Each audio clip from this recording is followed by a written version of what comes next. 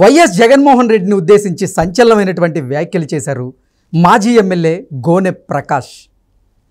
జగన్మోహన్ రెడ్డి తన రాజకీయ అవసరాల కోసం తన తల్లిని చెల్లిని వాడుకొని తరువాత ఇంటి నుంచి గెంటేశారని, తనకి బంధాలు బంధుత్వాల కంటే సీఎం పదవే ముఖ్యమని, ఒకవేళ జగన్మోహన్ రెడ్డి సీఎంగా ఉన్నటువంటి ఈ 5 సంవత్సరాలలో ఏదైనా కేసులో జగన్మోహన్ రెడ్డి జైలుకు వెళ్లాల్సి వస్తే వైఎస్ భారతిని సీఎం చేసేందుకు కూడా జగన్మోహన్ రెడ్డి కొన్ని వ్యూహాలు రచించారని, ఇప్పటి వరకు మనం సన్ స్ట్రోక్ని విన్నాం కానీ జగన్కి వైఫ్ స్ట్రోక్ ఉంది అంటూ కూడా సంచలనమైనటువంటి వ్యాఖ్యలు చేశారు గోనె ప్రకాష్ గారు. ఈ నేపథ్యంలో ఈ అంశానికి సంబంధించి మనతో మాట్లాడేందుకు ప్రముఖ సీనియర్ జర్నలిస్ట్ దుర్గా వడ్లమణి గారు మనతో ఉన్నారు. మేడంతో మాట్లాడదాం.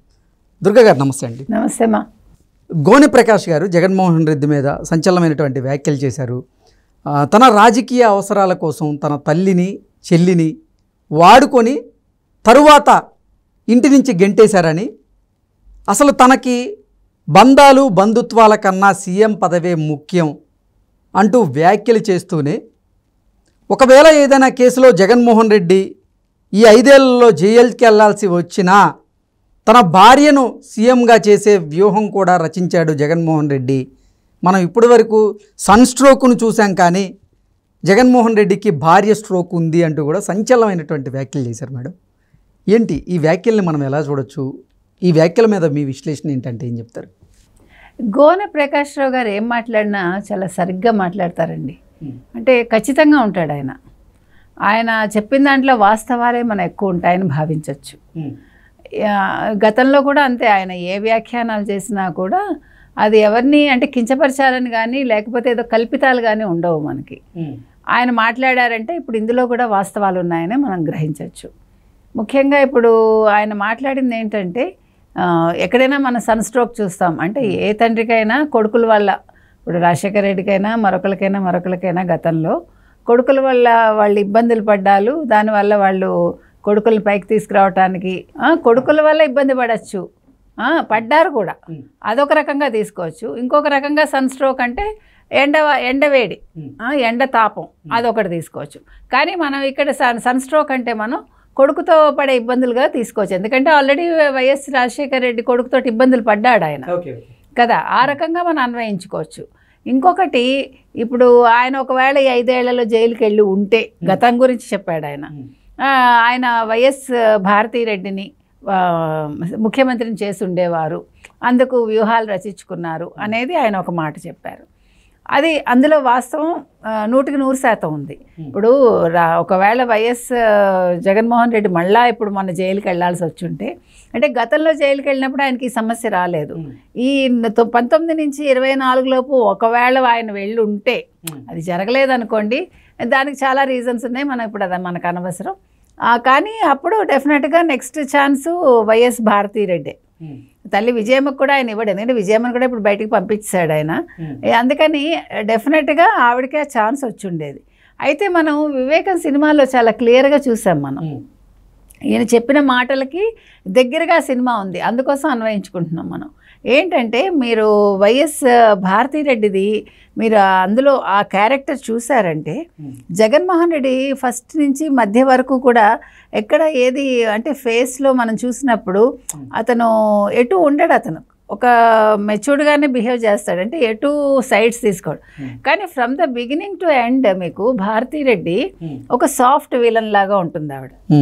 అంటే she place the lead role, at the same time తను ఎక్కడ పైకి కనిపించకుండా ఆ సందర్భానుసారం తన క్యారెక్టర్ని ప్రొజెక్ట్ చేసుకుంటూ, తన వ్యూస్ని ప్రొజెక్ట్ చేసుకుంటూ ఆవిడ అంటే తను ఏమనుకున్నదో దాన్ని ఎప్పటికప్పుడు తండ్రి ద్వారానో లేదా జగన్మోహన్ రెడ్డి ద్వారానో మరొకరి ద్వారానో ప్రొజెక్ట్ చేసేలాగా ఆ క్యారెక్టర్ చిత్రీకరిస్తారు. అది ఎందుకు చెప్పుకుంటున్నాం అంటే, మన సాఫ్ట్ విలన్ అనేది అది 100% వైఎస్ భారతీరెడ్డి క్యారెక్టర్ లాగా మనకు అనిపిస్తుంది. కాబట్టి గోనె ప్రకాష్ రావు గారి వ్యాఖ్యలు అందుకు అనుగుణంగానే ఉన్నాయి. ఆయన ఏమి కొత్తగా చెప్పలా. ఎందుకంటే వైఎస్ భారతిరెడ్డి వల్లే జగన్ సగం ఇలా ఉన్నాడు అనేది కూడా ఆయన ఆరోపణ కావచ్చు. అదే ఇంకొక మాట ఏమన్నాడంటే ఆయన అసలు ఇప్పుడు ఆయన అభివృద్ధి ఏమీ చేయలేదు 5 ఏళ్లలో, భ్రష్టు పట్టింది రాష్ట్రం.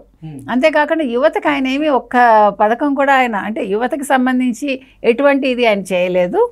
మద్యాలు మాత్రం తీసుకొచ్చాడు, మద్యం కొత్త కొత్త బ్రాండ్స్ తీసుకొచ్చి ఎంతమంది ఏకంగా 30,000 మంది ఎంతో చెప్పాడు ఆయన ఒక లెక్క.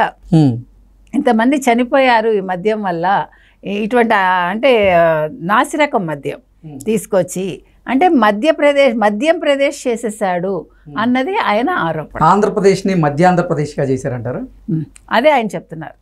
ఇప్పుడు ఆంధ్రప్రదేశ్కి ఏమీ లేదు, ఇప్పుడు మధ్యం ఆంధ్రప్రదేశ్, మధ్యాంధ్రప్రదేశ్ అది ఆయన చెప్పింది. ఓకే, అలాగే ఏంటి మేడం అంటే కూటమి అధికారంలోకి వచ్చే అవకాశం ఉంటుందంటూ కూడా ఆయన చెప్తూ ఉన్నారు. ఏంటి అంటే ఇప్పుడు వచ్చిన సర్వేల ప్రకారంగా ఆయన కూటమి అధికారంలోకి రాబోతుంది అంటూ చెప్తున్నారు, లేదంటే అసలు జగన్మోహన్ రెడ్డి పాలన నచ్చక ఆయన ఆ రకంగా స్టేట్మెంట్లు ఇస్తున్నారా అంటే ఏం చెప్పచ్చు? ఇక్కడ పాలన నచ్చడం నచ్చకపోవటం కాదమ్మా, ఇక్కడ నచ్చడం నచ్చకపోవటం ఆయనకేముంది, గోన్ ప్రకాష్ రావు గారికి ఏం అంటే ఆయన పాలనలో ఆయన ఒక మాజీ ప్రజాప్రతినిధి. అలా కాదు నేను అనేది, ఇక్కడ నచ్చడం నచ్చకపోవటం కాదు నేను చెప్పొచ్చేది.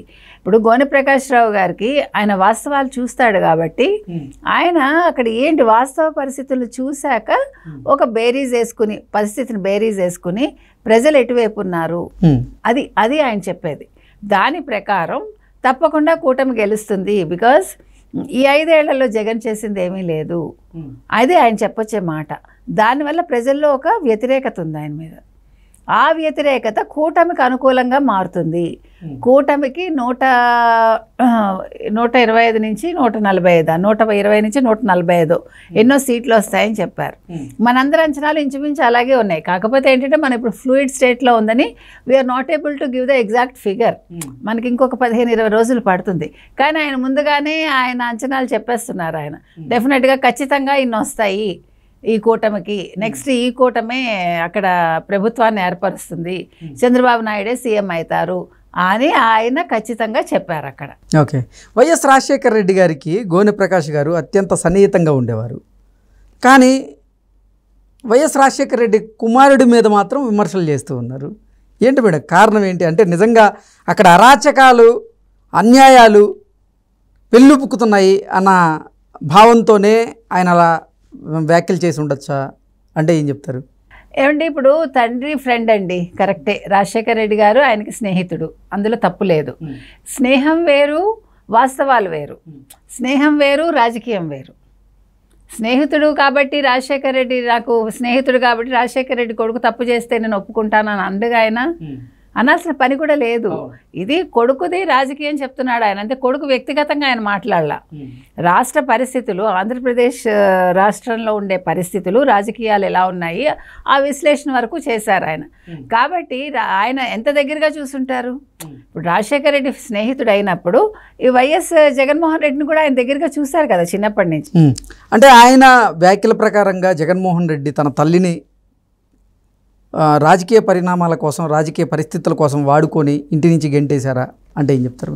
ఖచ్చితంగా మనమే చూసాం కదండి మన కళ్ళతో. ఇప్పుడు బయట ప్రజలకు మనకే తెలుసున్నప్పుడు గోనె ప్రకాష్ రావు గారు లాంటి వ్యక్తి, ఆయన ఒక రాజకీయంలో కూడా ఆయన తలపడిన వ్యక్తే, వాస్తవాలు మాట్లాడే వ్యక్తి కాబట్టి ఆయన చెప్పిన దాంట్లో 100% నిజం అండి. ఇప్పుడు మనమే చూసాం విజయమ్మని ఆయన ఎంత ఇదిగా పంపించేశాడు బయటకని. ఇప్పుడు విజయమ్మ గారు కూతురు దగ్గరికి వచ్చేసిన 15 రోజులు అయింది, కూతురుతోటే ఉంటానని ఆవిడ చెప్పారు.